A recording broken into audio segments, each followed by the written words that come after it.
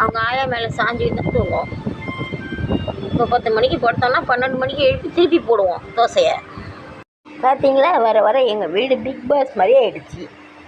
Night 12 மணிக்கு எழுந்துச்சி எங்கள் வீட்டு தோசையை திருப்பி போட்டிருக்கோம் பாருங்கள். இப்போ தான் இங்கே தலை வச்சுருந்தது, இந்த ஆங்கிளில் பட்டுருந்தது. இப்போ இந்த உடம்பை கீழ் உடம்பை பிரட்டி போட்டு பாருங்கள்.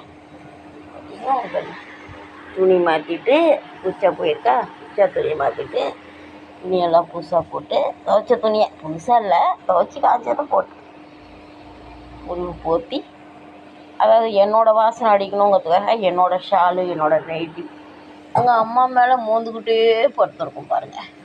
2 மூக்கும் ஒன்றா இருக்கும். இப்படி தான் தூங்கும் நைட்டு பூரா.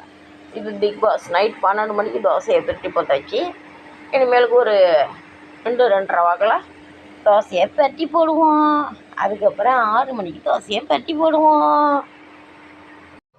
நேரம் அதிகாலை 5:30 பாருங்கள். பிக் பாஸ் தேன்மொழி எப்படி பட்டிருக்கு பாருங்கள். 2 தலைவாணியை முட்டு கொடுத்து இந்த 10 நாளையில் இப்படி முதுவை கீழ்ப்பக்கம் வச்சு அண்ணா ஆற்றி படுக்க வச்சுருக்கோம்.